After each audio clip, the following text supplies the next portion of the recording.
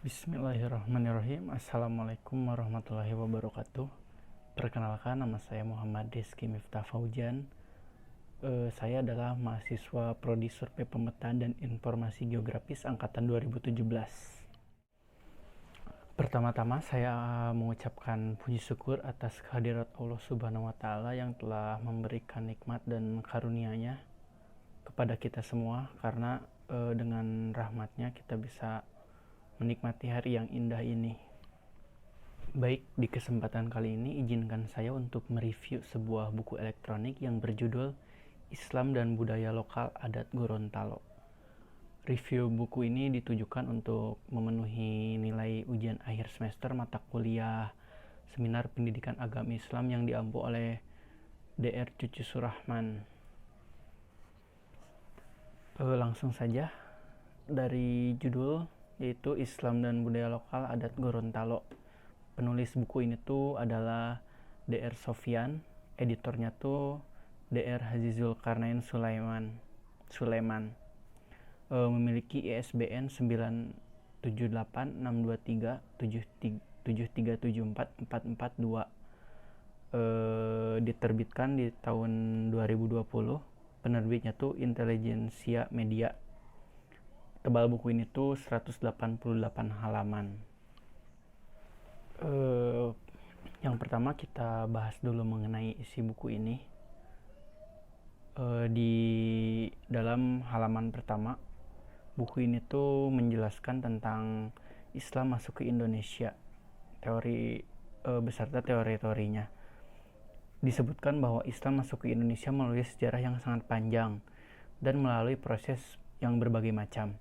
Proses Islamisasi di Indonesia pun dinilai tidak jelas. Ketidakjelasan ini antara lain terletak pada pertanyaan siapa yang menyebarkan Islam, dari mana datangnya Islam, kapan datangnya Islam ke Indonesia. Hal ini terjadi karena tidak ada kejelasan data yang mendukung secara teoretik. Permasalahan ini disebabkan oleh kurangnya penulisan dan pemahaman mengenai sejarah. Namun setidaknya mengenai Islamisasi di Indonesia ada 4 teori yang dimunculkan, yaitu teori India, teori Arab, teori Persia, dan teori Cina. Setelah masuk Islam ke Indonesia pun tentunya dihiasi dengan percampuran budaya lokal. Nah, di dalam buku ini tuh dibahas mengenai Islam dan budaya lokal yang ada di Gorontalo.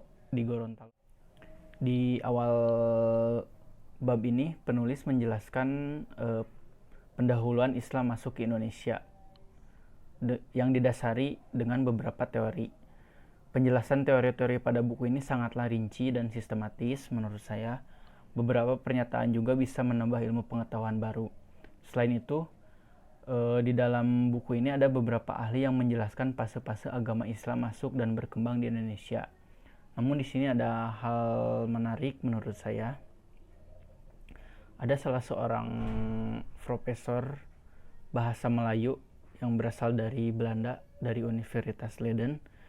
Dia menyebutkan bahwa Islam masuk ke Nusantara itu bukan berasal dari teori Arab ataupun teori Persia secara langsung, namun berasal dari India, khususnya daerah pesisir Gujarat dan Malabar. Sebelum Islam masuk ke Nusantara, banyak orang Arab yang bermazhab Syafi'i masuk atau berimigrasi ke India. Dari sana Islam mulai masuk ke Nusantara. Tidak hanya profesor bahasa Melayu yang menyebutkan ini, namun ada salah satu ahli yang menyebutkan hal yang sama. Dia menyebutkan bahwa batu nisan yang berada di Pasai dan di Gresik, Jawa Timur itu sama dengan batu nisan yang berada di pesisir Gujarat. Namun ada ahli juga yang bertentangan, yaitu Crawford. Beliau menyebutkan bahwa Islam masuk ke Nusantara melalui teori Arab, dibuktikan dengan adanya mazhab Syafi'i yang kuat di Indonesia dan adanya campur tangan perkawinan bangsa Arab dengan bangsa pribumi. Selain itu, di buku ini tuh juga dijelaskan fase-fase datangnya Islam. Di sini disebutkan bahwa ada 3 fase. Yang pertama, fase datangnya pedagang Islam. Yang kedua, fase pembentukan kerajaan Islam. Dan yang ketiga, fase pembentukan lembaga Islam, khususnya Islam di Jawa. Menurut Dennis Lombard, secara garis besar menyatakan tiga tahap dalam persiapan Islam di kawasan ini.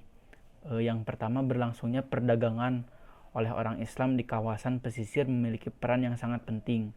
Yang kedua, menyebarnya Islam di daerah pedesaan secara berangsur-angsur memunculkan burjois Islam di perdesaan. Dan yang ketiga, terbentuknya jaringan Islam pedesaan melalui pesantren dan tarekat. Di buku ini pun disebutkan bahwa Islam masuk ke Nusantara itu melalui jalan damai, dalam artian tidak dengan paksaan atau kekerasan, melainkan melalui dakwah. Dakwah tersebut disampaikan oleh para wali selaku orang yang menyebar Islam dengan berbagai teknik agar masyarakat merespon baik hal ini. Di bab 2 buku ini menjelaskan mengenai beberapa konsep dasar mengenai adat dan tradisi. Dalam penjelasannya dimulai dengan sangat runtut tentunya, dari pengertian mengenai agama dan kebudayaan, akulturasi, asimilasi, akomodasi, dan adaptasi, hingga pengertian tradisi keagamaan beserta contohnya. Di buku ini pun dijelaskan mengenai pengertian akulturasi. Akulturasi yaitu merupakan percampuran dua budaya atau lebih yang satu sama lain memengaruhi. Namun ada juga ahli yang menyebutkan, yaitu Kun Coroningrat. Beliau menyebutkan akulturasi budaya itu sendiri muncul pada suatu kebudayaan masyarakat karena adanya unsur-unsur asing yang beredar, yang lambat laun diterima oleh masyarakat tersebut tanpa menghilangkan budaya sebelumnya. Perpaduan budaya Islam dengan budaya lokal bertujuan agar Islam bisa diterima di masyarakat dengan baik, seperti melalui seni musik, seni tari, dan seni sastra. Pada buku ini pun disertakan contohnya, seperti dalam upacara keagamaan seperti Maulud Nabi sering diiringi oleh kesenian tari dan kesenian musik tradisional seperti skaten yang berada di Yogyakarta dan Surakarta. Berbeda halnya seperti yang terjadi di Cirebon, seni musik itu dinyanyikan pada saat perayaan Grebeg. Contoh lainnya adalah Islamisasi melalui pertunjukan wayang. Di buku ini dijelaskan bahwa Sunan Kalijagat yang mahir memainkan wayang. Dia tidak meminta upah kepada para penonton, namun sebagai gantinya dia meminta kepada masyarakat untuk mengikuti mengucapkan syahadat. Cerita wayang diadaptasi dari cerita Mahabharata dan Ramayana, namun nama tokoh diganti dengan nama tokoh-tokoh Islam. Hal tersebut membuktikan bahwa adanya hubungan antara Islam dan kebudayaan. Pada pemahamannya, masyarakat memiliki sudut pandang yang berbeda-beda tentunya. Di bab selanjutnya, yaitu bab 3, di dalam buku ini menjelaskan mengenai relasi adat dan Islam. Adat dalam perspektif hukum Islam. Seperti sebelumnya, dalam setiap bab dijelaskan secara runtut dan teratur. Pada bab ini pun dijelaskan pula teori-teori yang berhubungan. Dan teori-teori itu pun dijelaskan secara rinci. Nah, di dalam buku ini dijelaskan tradisi adalah sesuatu yang diketahui sinonim dengan kata adat yang berarti kebiasaan atau praktik. Dalam adat masyarakat, banyak sekali praktik-praktik yang sudah lama dijalankan dan menjadi kebiasaan. Pada buku ini, hal-hal tersebut disertakan dengan contoh yang memang relevan dengan kehidupan sehari-hari yang ada di masyarakat. Sebagai contoh, ketika kita mendapat bantuan dari orang lain, maka kita akan mengucapkan terima kasih. Nah, dalam praktik adat yang berlaku pun tentunya ada hukum yang berlaku juga. Karena dengan adanya hukum yang berlaku, maka praktik dalam menjalankan adat tidak akan menuju arah yang salah. Di buku ini pun dijelaskan korelasi antara Islam dan budaya Gorontalo. Ada beberapa contoh yang memang dijelaskan secara rinci disertai dengan gambar.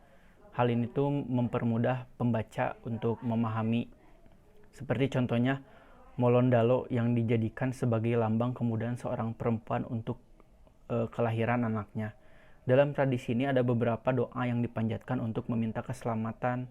Doa ini tuh dipimpin oleh aparat keagamaan yang disebut Saroa atau Imamu atau Hatibi. Selain itu, contoh lainnya ada Molobungo Yiliyala yang berarti penguburan plasenta. Sebelum dikuburkan, plasenta dibungkus dengan kain putih berukuran 1 meter tanpa ada pinggiran.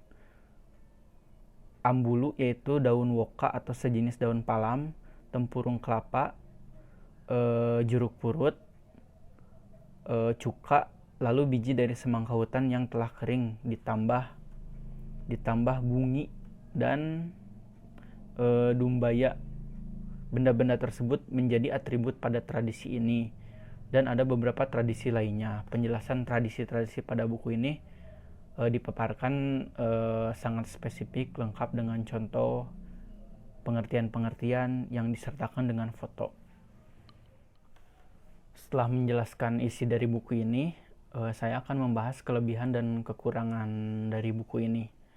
Buku Islam dan Budaya Lokal Adat Gorontalo menurut saya cukup nyaman ketika dibaca karena pemaparannya yang cukup jelas dan lengkap. Namun ada beberapa bahasa yang memang sulit untuk dipahami, seperti tulisan-tulisan aksara Arab yang kurang jelas.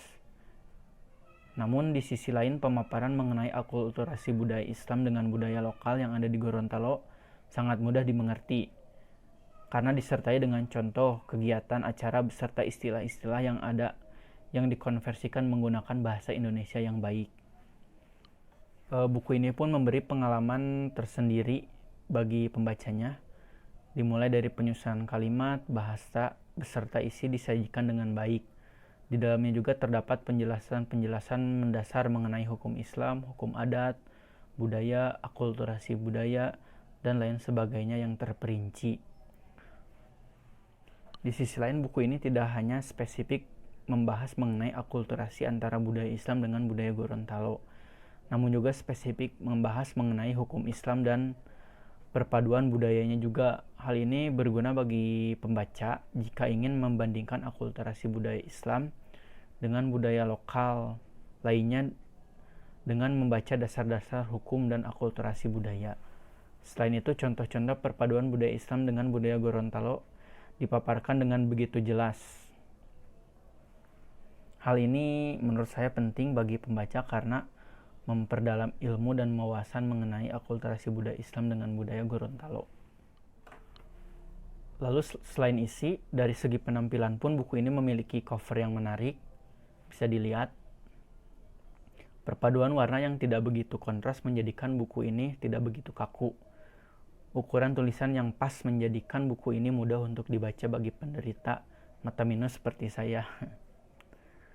Jarak antara tulisan pun tidak begitu rapat. Selain itu, karena buku ini bersifat digital atau bisa dibilang e-book, maka untuk mengakses buku ini tuh dibilang mudah karena bisa dibaca kapanpun dan dimanapun. Selain itu, tidak membutuhkan banyak uang, ekonomis karena tidak membutuhkan biaya pembelian, serta menurut saya ramah lingkungan karena tidak membutuhkan kertas. Jika ada kelebihan, pastinya terdapat kekurangan. Nah, kekurangan buku ini tuh karena buku ini bersifat digital, maka kekurangan dari buku ini yaitu ada beberapa halaman yang tidak bisa dibaca seperti ini. Lalu membutuhkan akses internet untuk bisa membaca buku ini dan dapat menyebabkan kerusakan mata ketika terlalu lama membaca buku yang bersifat digital.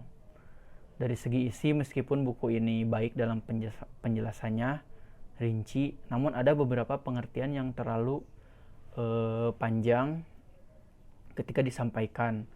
Adapun beberapa kalimat yang terkadang sulit untuk dipahami. Selain itu, penjelasan yang terlalu panjang ini tuh memberikan kesan tidak terlalu to the point terhadap apa yang akan dibahas atau dimengerti. Mungkin cukup sekian pemaparan dari saya, review buku dari saya. Semoga video ini bisa bermanfaat bagi kawan-kawan yang menontonnya. Mohon maaf jika terdapat banyak kesalahan. Wassalamualaikum warahmatullahi wabarakatuh.